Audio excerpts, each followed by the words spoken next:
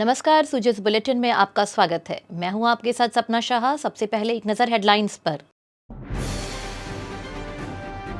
सुविधा पोर्टल के जरिए 1686 अनुमतियां की गई जारी।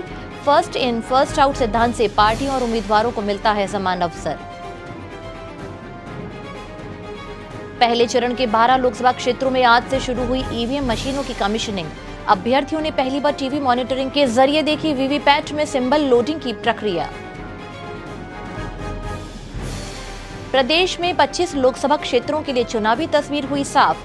266 प्रत्याशी आजमा रहे अपना भाग्य। 19 महिला प्रत्याशी भी मैदान में। लोकसभा चुनाव की घोषणा और आदर्श आचार संहिता लागू होने के बाद से अब तक सुविधा पोर्टल के जरिए राजनीतिक दलों और उम्मीदवारों को विभिन्न प्रकार की कुल 1686 अनुमतियां जारी की गई हैं।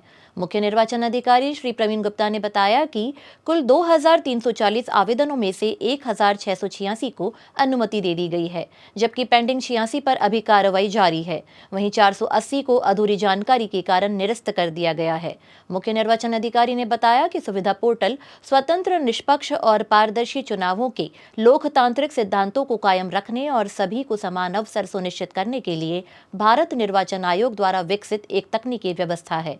चुनाव अवधि के महत्व को देखते हुए जहां पार्टियां और उम्मीदवार मतदाताओं तक पहुंचने के लिए लगातार व्यस्त होते हैं, वहीं सुविधा portal first in first out सिद्धांत पर पारदर्शी रूप से विभिन्न प्रकार के अनुमति आवेदनों का तत्काल निवारण करता है।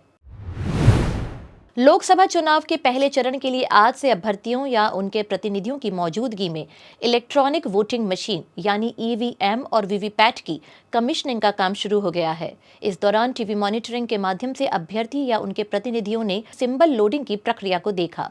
आपको बता दें कि लोकसभा आम चुनाव में पहली बार ये सुविधा मिल रही है। मुख्य निर्वाचन अधिकारी श्री प्रवीण गुप्ता ने बताया कि 19 और 26 अप्रैल को होने वाले मतदान के लिए लगभग 2 लाख ईवीएम और वीवीपैट मशीनों का इस्तेमाल किया जा रहा है। चित्तौड़गढ़ लोकसभा क्षेत्र में 15 से ज्यादा प्रत्याशी होने की वजह से प्रत्येक मतदान केंद्र पर 2 बैलेट यूनिट द्वारा मतदान होगा। द्वितीय चरण के मतदान के लिए ईवीएम और वीवीपैट की कमीशनिंग का काम 13 अप्रैल से शुरू होगा। प्रदेश के सभी 25 लोकसभा निर्वाचन क्षेत्रों के लिए अब चुनावी तस्वीर साफ हो गई है। प्रदेश में कुल 266 प्रत्याशी मुकाबले में हैं, जिनमें 247 पुरुष और 19 महिला प्रत्याशी हैं। पहले चरण में मतदान वाले 12 लोकसभा निर्वाचन क्षेत्रों में कुल 114 प्रत्याशी चुनावी मैदान में हैं। इनमें 102 पुरुष और 12 महिलाएं शामिल हैं, जबकि दूसरे चरण वाले 13 लोकसभा निर्वाचन क्षेत्रों में 152 प्रत्याशी मुकाबले में हैं। इनमें से 145 पुरुष और 7 महिलाएं हैं। मुख्य निर्वाचन अधिकारी श्री प्रवीण गुप्ता ने बताया कि सर्वाधिक 18 प्रत्याशी चित्तौड़गढ़ लोकसभा निर्वाचन क्षेत्र से हैं, वहीं सबसे कम 4 प्रत्याशी करौली धौलपुर में हैं। प्रदेश के 14 लोकसभा निर्वाचन क्षेत्र ऐसे हैं जिनमें महिला प्रत्याशी भी मैदान में हैं। इनमें सर्वाधिक 3 महिला प्रत्याशी भरतपुर में हैं।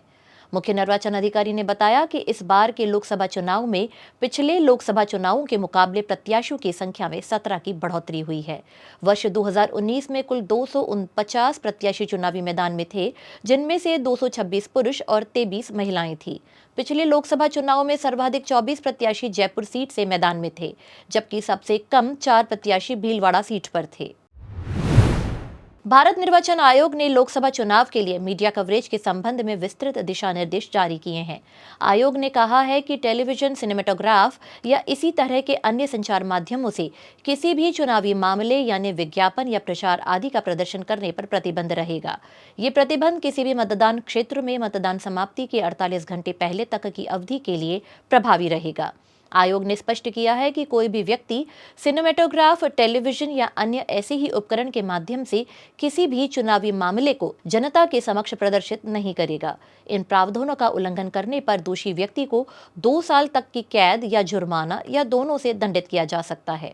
आयोग के अनुसार चुनाव के परिणाम को प्रभावित करने या गणना करने जैसा कोई भी प्रयास चुनावी मामला माना जाएगा।